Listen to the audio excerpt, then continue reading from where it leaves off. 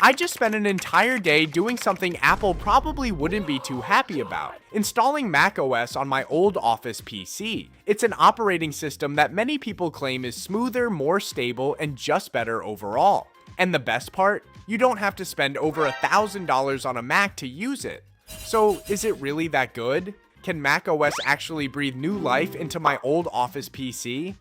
In this video, I'm going to find out, so you don't have to. This is my old Dell Optiplex 7020 and it needs no introduction. Most of you here probably know all about it anyway. There were a few times I honestly wanted to just throw it out simply because I couldn't figure out what to use it for anymore. But today, I'm giving it a second chance at life and a whole new identity. Not with Windows, not Linux, and not Android.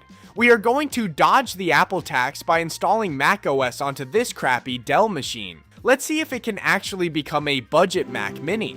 Alright, before we do anything, the very first step is to figure out if the current hardware on this aging Dell machine can even handle any version of macOS. To do that, I'll be using OpenCore Simplify. This is a tool created by the Hackintosh community on GitHub. You just download it and run it. It will scan your entire hardware setup and tell you exactly which version of macOS your current configuration can support. If your machine is way past its prime like this Dell of mine, don't try to force Tahoe or it'll just turn your PC into a macOS powered space heater. As you can see, this configuration can actually run up to Monterey, but I'm going to choose Big Sur.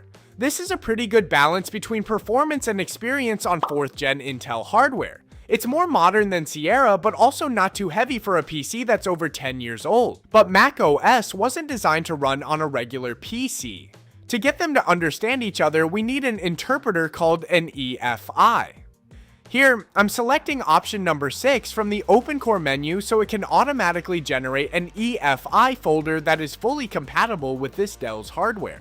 Halfway there, now it's time to download the operating system. I need to use the OpenCore PKG tool. Just grab it from GitHub. There's a lot of stuff in here, but what we actually need is the Mac recovery tool. Then run cmd right inside this folder. But to download the correct Big Sur version, we need the exact recovery product code. I spent quite a bit of time digging around on GitHub just to find this repository which contains all the codes for different macOS versions. So I'll leave the link in the description to save you guys some time. Just paste the Big Sur code into the cmd window and remember to remove the dot and slash at the beginning of the command. Wait a moment and we'll get the com.apple.recovery.boot folder. Alright, so now I have the EFI folder acting as the interpreter and the com.apple.recovery.boot folder is the operating system itself. All the necessary assets are ready. Next, get a USB drive with a minimum of 8 GB to use as the installer. Use Rufus to set up the USB with a GPT partition scheme and FAT32 format. After that, copy both the EFI and recovery folders we just got onto this USB, and that's it. But before jumping into the installation, we have one more crucial step. Head into the BIOS and turn off Secure Boot immediately. I once wasted 2 hours of my life just because I forgot to disable Secure Boot, which completely blocked the system from booting. Don't make the same mistake I did. Select boot from USB. When a pitch black screen with tons of code flying past at lightning speed shows up, don't panic. That's just the EFI convincing the Dell hardware to understand Apple's language. Look at that, the Apple logo is up. Once you hit this step, you've pretty much won half the battle. Now, open up Disk Utility and format your hard drive to the APFS standard with a GUID partition map. Then give your drive a name. Next, the moment we've all been waiting for. Select Reinstall macOS Big Sur. Wait a second, and the machine says 2 hours? Thankfully, a moment later, it jumped down to 42 minutes. At this point, all we can do is wait and pray. Watching those lines of code occasionally go wild on the screen is honestly a bit creepy. Finally done. Welcome to macOS on the Dell Optiplex 7020. The initial setup steps like choosing your region, language, and creating an account are exactly like using a real Mac. This UI is unmistakable, definitely Mac. Let's do a quick system info check. We have macOS Big Sur running on a Core i5 CPU with 8 GB of RAM. Awesome. But don't celebrate just yet, we're not done. macOS is installed, but it doesn't have an EFI partition on the main drive yet. If you pull out the USB right now, the machine won't be able to boot into macOS. Download the mount EFI tool from GitHub. Then open the mount EFI.command file. Select the hard drive where you installed macOS so you can get access to the operating system's EFI partition. After that, copy the EFI folder from your USB into the operating system's EFI partition. And that's all there is to it. Now we can shut down, unplug the USB, and enjoy the results. Powering it on. And yep, there's that scary wall of flashing text again. But don't panic, boom! The iconic Apple logo takes over and we are straight into the login screen. Just like that. Welcome to macOS Big Sur. Well, hello there, beautiful. I gotta say, the boot speed is surprisingly snappy. First impressions, the responsiveness is honestly blowing my mind. Every transition, every window scaling effect, it all feels incredibly fluid. We've got the full package here, the clean dock, launchpad, control center, and the notification panel. And check this out.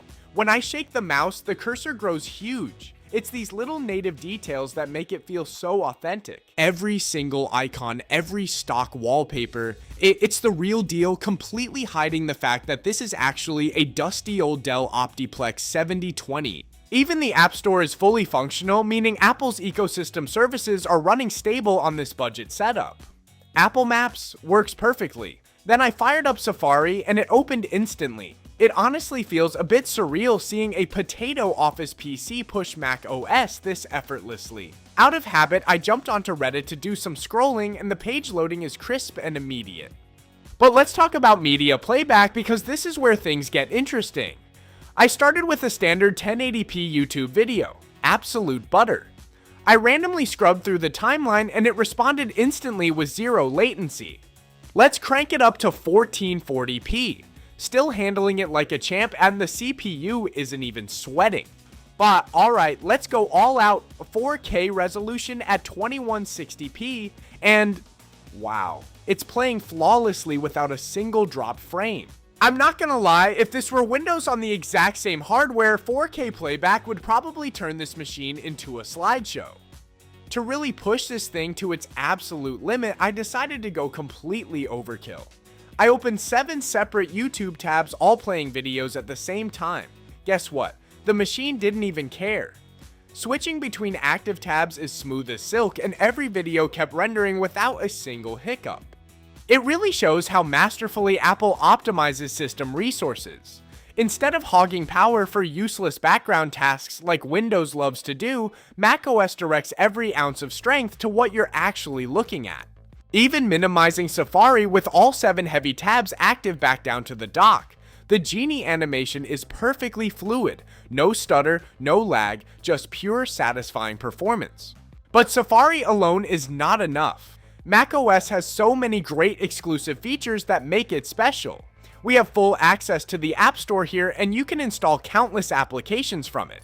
I tried installing Telegram and it opens instantly, absolutely flawless. Let's try a casual game like Homescapes and it runs perfectly smooth. So downloading and running apps from the App Store works without a single hitch. We also have Apple TV and Apple Music fully operational. Even Spotlight search works beautifully. I can search and open applications instantly. Alright, so will Minecraft actually run on macOS Big Sur on this potato Dell PC? Let's test it out right now. To keep things quick and simple, I'll use the Legacy launcher. Downloaded, installed, and the launcher is up and running.